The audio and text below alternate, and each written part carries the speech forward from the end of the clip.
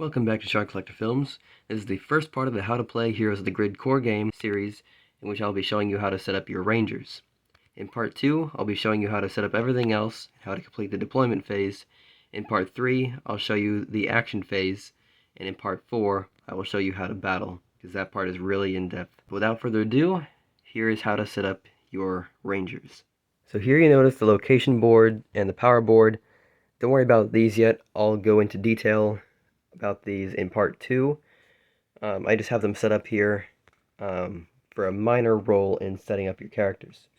So what you want to do is you want to take the figure of the ranger you want and put them on the command center tile, the centerpiece, and then take your action tokens and put them off to the side where your stuff will be, and your energy tokens, your personal energy.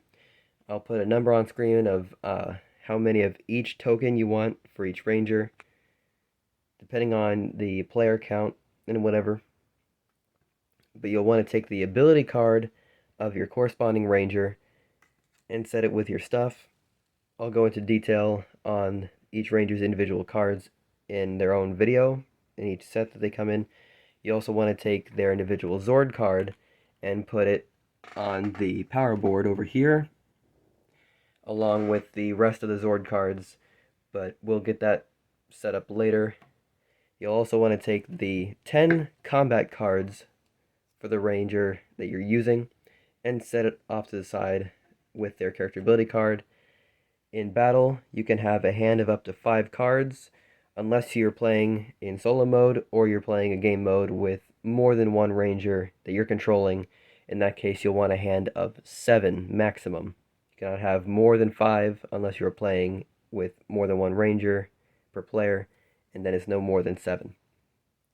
Anyway, when engaging in battle, you'll want to take this token, the lead ranger token, and that will signify that you are the ranger that started the battle, and some villain effects will go off depending on, and they'll attack the lead ranger. So it's a good thing that you're starting the battle, but it can have negative consequences if you are the lead ranger against certain monsters or bosses or whatever.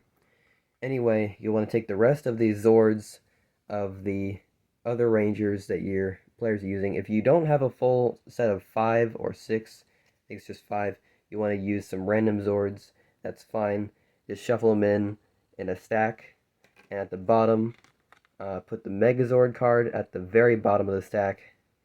Do not shuffle it in between. This should be the very last Zord card you get in the game. I'll explain the power board in part 2. But I think that's going to do it for your ranger setup. Until part 2 releases, this is Shark Collector Films out. Have a great day, everyone.